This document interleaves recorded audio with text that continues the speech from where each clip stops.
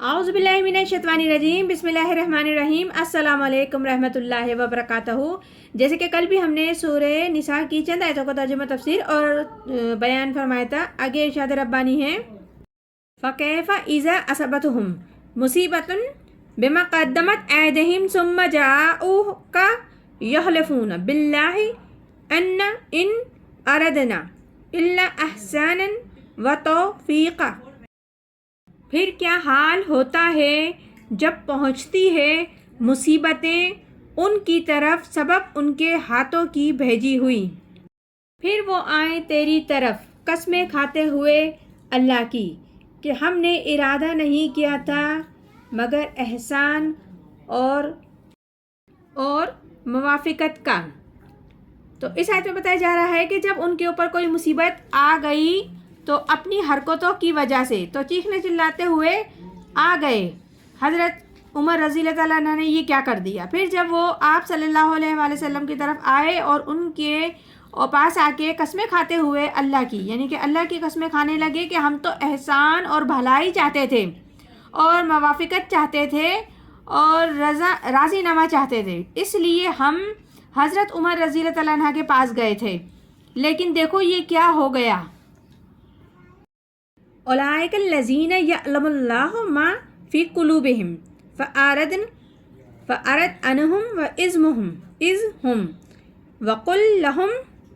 فی انفسہم قولا بلیغا۔ یہ وہ لوگ ہیں جانتا ہے اللہ ان کے دلوں میں کیا ہے، سو تم ان سے تغافل کر اور کہے ان کو نصیحت کر اور کہہ دو تمہاری ذات کے لیے یہ بات کافی ہے۔ اس آیت میں بتایا جا رہا ہے کہ یہ وہ لوگ ہیں جو کچھ ان کے دلوں میں ہے، اللہ اسے خوب اچھے سے جانتا ہے۔ تو اے نبی، آپ ان لوگوں سے رخ پھیر لیجئے اور ان کو ذرا نصیحت کرو، ڈانٹو دھمکاؤ اور کہو کہ ایسی بات کہ ان سے ایسی باتیں نہ کریں اور ان کے دلوں میں اتر جائے۔ اس آیت کے ذریعے حضرت عمر رضی اللہ تعالیٰ عنہ کو بری قرار دے دیا گیا اور اللہ کی طرف سے ان کے لیے بری کی ہی خبر آ گئی اور اس کی توثیق آ گئی، اور کہتے ہیں کہ اسی دن سے ان کا لقب فاروق بنا، اور فاروق کا مطلب حق اور باطل میں فرق کرنے والا۔ آگے ارشاد ربانی ہے، وَمَا أَرْسَلْنَا مِن رَّسُولٍ إِلَّا يُطِيعَ بِإِذْنِ اللَّهِ وَلَوْ أَنَّهُمْ إِلَّا ظَلَمُوا أَنفُسَهُمْ جَاءُوكَ فَاسْتَغْفَرُوا اللَّهَ وَاسْتَغْفَرَ لَهُمُ الرَّسُولُ لَوَجَدُوا اللَّهَ تَوَّابًا رَّحِيمًا۔ اور نہیں بھیجا ہم نے کوئی رسول مگر اسی واسطے کہ اس کی اطاعت کی جائے اللہ کے حکم سے، اور اگر وہ لوگ جس وقت انہوں نے ظلم کیا تھا اپنی جانوں پر آتے تیرے پاس پھر معافی چاہتے اللہ سے اور معافی چاہتا ان کے لیے رسول، تو البتہ وہ پاتے اللہ کو معاف کرنے والا اور اللہ رحم کرنے والا ہے۔ اس آیت مبارک میں، اس سورت مبارک میں جن منافقین کے بارے میں بات آ رہی ہے وہ 3 قسم کے ہیں، یعنی کہ 3 قسم کے عنوان کے تحت ہے کہ منافقوں پر نماز بھاری نہ تھی، نہ ہی روزہ ان پہ بھاری تھا۔ 3 چیزیں تھیں بھاری، ایک رسول کی اطاعت، اور وہ یہ بڑی نفسیاتی بات ہے کہ انسان دوسرے انسان کی اطاعت بڑی مشکل سے کرتا ہے۔ ہم جو اطاعت کرتے ہیں پیغمبر رسول کی تو ہمارے سامنے محمد صلی اللہ علیہ وآلہ وسلم نہیں ہیں، اور ان کے سامنے محمد صلی اللہ علیہ وآلہ وسلم موجود تھے، اور وہ جو ٹھیک انہی کی طرح کے انسان تھے، کھانا بھی کھاتے تھے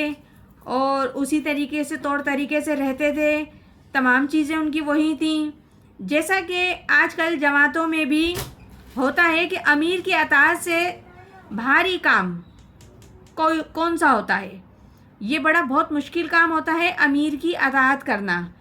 اور یہ بہت ناگوار گزرتا ہے بعض اوقات، اور اپنی رائے کو پیچھے رکھ کر امیر کی رائے پر چلنا بہت مشکل ہوتا ہے۔ تو لیکن کچھ وہ لوگ بھی تھے ایسے کہ جن کے دلوں میں یقین تھا کہ یہ محمد صلی اللہ علیہ وآلہ وسلم ہیں، ابن عبداللہ ہیں، اور جنہیں ہم دیکھ رہے ہیں یقیناً حقیقتاً ہم جو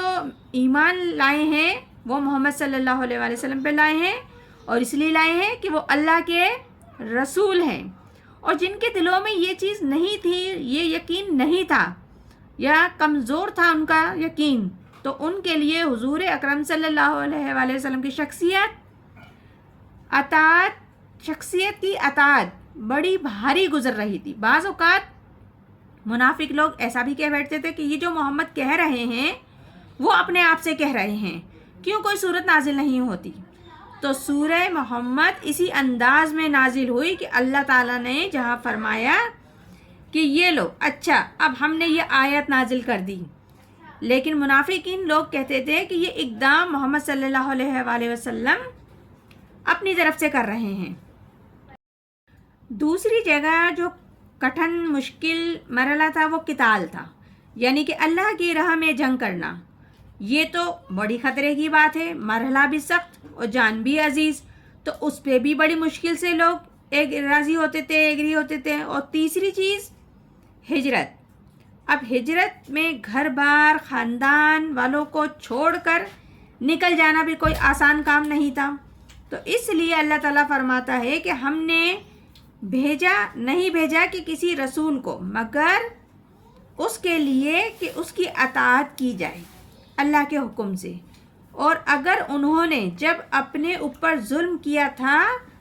اگر وہ نبی پاک صلی اللہ علیہ وسلم کے پاس جاتے، اللہ سے استغفار کرتے، اور رسول بھی ان کے لیے یہ استغفار کرتے اللہ تعالیٰ سے، تو اللہ تعالیٰ پھر توبہ قبول فرمانے والا ہے اور رحم کرنے والا ہے۔ یہ سورہ نساء ہے جس کی ابھی ہم نے چند آیت کا ترجمہ تفسیر و خلاصہ بیان کیا، انشاءاللہ تعالیٰ مزید بھی آگے کرتے رہیں گے۔ پروردگار عالم ہم سب کو قرآن پاک صحیح طریقے سے پڑھنے، سمجھنے اور عمل کرنے کی توفیق عطا فرمائے۔ آمین ثم آمین۔ جزاک اللہ۔